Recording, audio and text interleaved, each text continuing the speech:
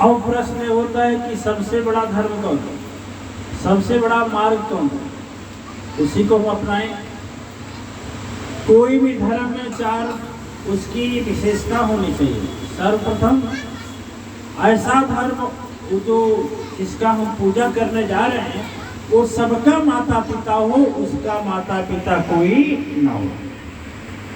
আমরা যখন পুজো দিতে যাই মানে কি আমরা তো এটা ভাববো না कि আমি কোন ঠাকুরকে পুজো দেব যে সবচেয়ে বড়, যা তার আগে ওনার আগে মানে কেউ নেই, ওইটাই ভেবে তো আমরা পুজো দেবো। কেন কোনো পুজো দেওয়ার পর আমরা আগে বাড়বো, সবচেয়ে উঁচু হবো, এইটাই মানে ওনার পুজো দেওয়ার যেটা ভাববো মানে যে বড় সবচেয়ে পৃথিবীতে তাকেই তো আমরা মেনে চলবো। दूसरी विशेषता ऐसा हो कि जो सबका गुरु हो, उसका गुरु कोई ना हो। আমরা গুরু কাকে মানি? যিনি পৃথিবীতে সবচেয়ে বড়, ওনার থেকে বড় আর এই পৃথিবীতে কেউ নেই। तीसरी बात ऐसा हो कि उसको सभी लोग माने, हिंदू भी माने, इस्लाम भी माने, सिख भी माने, ईसाई भी माने। धर्म ऐसा होना चाहिए कि सर्वग्राह মানে सब लोग उसको स्वीकार करें, ऐसा होना चाहिए।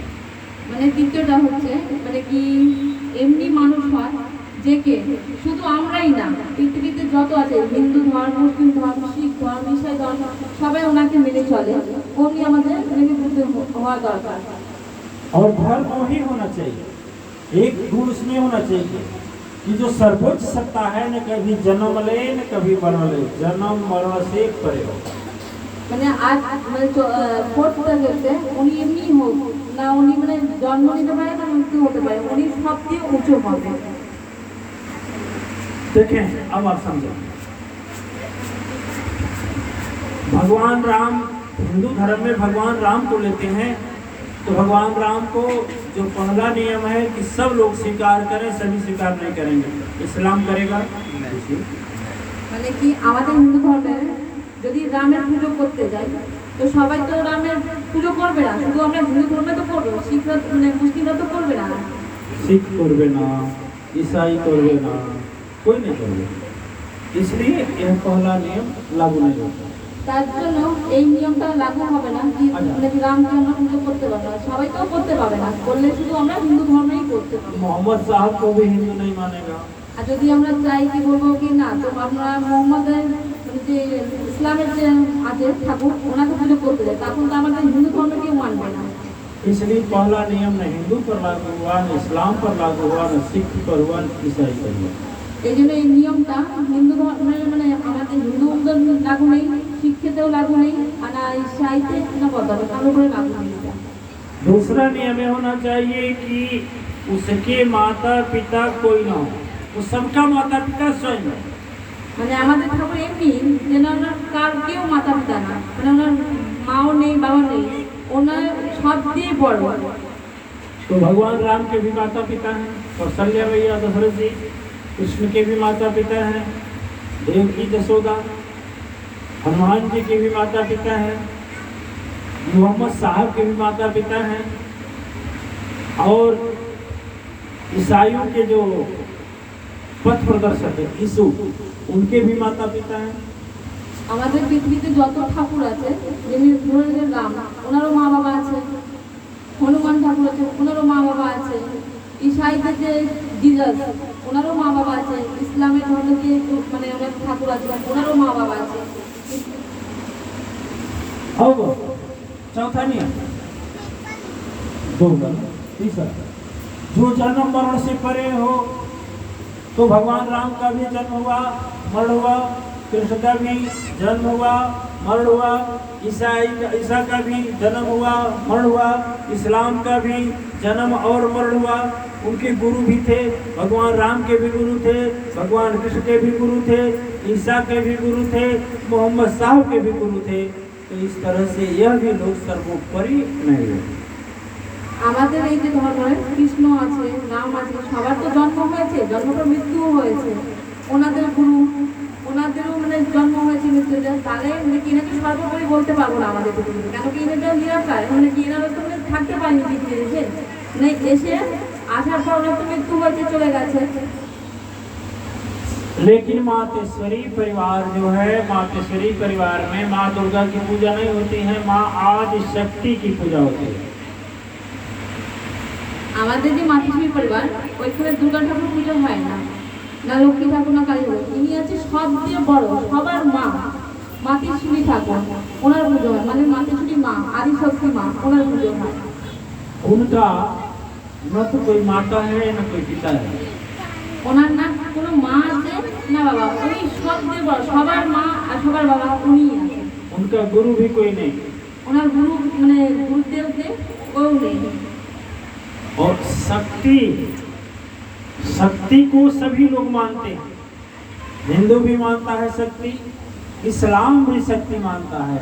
इस्लाम वाले बोलते हैं कि हमारे मोहम्मद साहब घोड़ी की पूंछ को पकड़े, उनके अंदर इतनी शक्ति थी कि घोड़ी के पूंछ को पकड़े और सीधा चले गए ऊपर थाम। यानी ये मानते हैं कि हमारे मोहम्मद साहब में इतनी शक्ति थी, वह भी परम धाम को चले गए। यानी इस्लाम भी शक्ति को मानता है। শক্তিকে তো আমরা সবাই মানি, শক্তি না থাকলে মানুষকে কোথাও কিছু করতে পারবে? যেমনি মুসলিমরা মোহাম্মদ নিজের মানে ঠাকুরকে থাকতো, ওনার মানে যে ওনার ভেতরে এত শক্তি ছিল, উনি ঘোড়ার লেজ ধরে মানে এই পৃথিবীটা ভরসাগরটা পার করে গেছিলেন। अब ईसाई वाले भी मानते हैं, ईसा धर्म वाले मानते हैं कि हमारे ईसा मसीह को जब क्रॉस पर लटका दिया गया तो कुछ दिन के बाद वो जीवित हो गए। यानी उनके अंदर शक्ति थी तो जीवित हो गए। यानी शक्ति को वो भी मानते हैं कि हमारे ईसा मसीह के अंदर शक्ति है कि अंधे को आंख दे दिया, गूंगे को जुबान दे दिया, लंगड़े को पैर दे दिया। यानी शक्ति को ईसा मसीह भी मानता है। जैसे मातेश्वरी परिवार हम लोग शक्ति को मानते हैं, ईसाई भी शक्ति को मानते हैं। যেমনি জিজাস ঈশাই ধর্মে যে জিজাসকে মানে কি যে ওনাকে ক্রসে মানে ওই কাঠে মানে হাত পায়ে প্লেট মেরে পুড়িয়ে দিতেন, তারপর তো উনি জীবিত হয়ে গেছিলেন। ওনারাও শক্তিকে মানে কি হ্যাঁ আমাদের জিজাসের ভিতরে এত শক্তি আছে যাতে উনি আবার জ্যান্ত হয়ে গেছেন, মরার পরও আবার জ্যান্ত হয়ে গেছেন। উনি মানে যার চোখকে দেখতে পায় না তাকে চোখ দিয়ে দিয়েছেন, যে হাঁটতে পায় না তাকে পা দিয়েছেন, বলতে পারে না তাকে মানে আওয়াজ দিয়েছে যাতেও বলতে পারে। মানে ওর ঈশাই ধর্মে ওনারা মানে শক্তি জিনিসটাকে মানে। अब देखिए, माँ आदि शक्ति का परिभाषा है कि आदि, जिसका आदि तो है यानी प्रारंभ है लेकिन अंत नहीं है, एंड नहीं है उसका। आदि ऐसी शक्ति जिसका अंत नहीं है। जैसे धरा और गगन का कोई अंत नहीं है, धरती से आकाश की ऊंचाई आज तक कोई विज्ञान माप नहीं सका। जितने भी ग्रह हैं, मंगल ग्रह, शनि ग्रह, बृहस्पति ग्रह, बुध ग्रह, ऐसे जैसे धरती लोक है ऐसे सारे लोक हैं। इस आसमान में सारे आच्छादित सारे आसमान के अंदर हैं, लेकिन आसमान की दूरी कोई आज तक पता नहीं सका। आदि है, उसका अंत नहीं है। আমাদের যে মা আদিশক্তি মাতা, ওনার মানে কোনো অন্ত নেই, মানে কেউ আজ পর্যন্ত ওনার অন্তটা খুঁজতে পারে না। যেমনি মানুষ ধরে নিন এই পৃথিবী কেউ মানে সার খুঁজে পেলে ওনার কোথায় শেষ হচ্ছে না, আকাশে খুঁজে পেয়েছে না পৃথিবীতে। অমনি আমাদের মানে আদিশক্তি যে মাতা, ওনার কোনো অন্ত নেই। মানে আপনি পাবেন উনি আছেন কিন্তু ওনার কোথায় শেষ হয়ে যাচ্ছে, শেষটা কেউ খুঁজে পায়নি। मातेश्वरी परिवार में जो मंत्र बताया जाता है, माँ आदिशक्ति का बताया जाता है। वह मंत्र जो वशिष्ठ जी ने भगवान राम को बताया। अब वशिष्ठ जी भगवान राम को राम तो बताए नहीं होंगे, कुछ और बताए होंगे। भगवान कृष्ण को संदीपन ऋषि कृष्ण तो बताए नहीं होंगे। नारद जी को जिस समय नारद ने भगवान बुद्ध को ज्ञान दिया, जिस समय भगवान बुद्ध को ज्ञान दिया तो भगवान बुद्ध को वह राम को ही बताया। आदि जो था भगवान राम को जन्मे नहीं, अवतरण ही नहीं हुआ।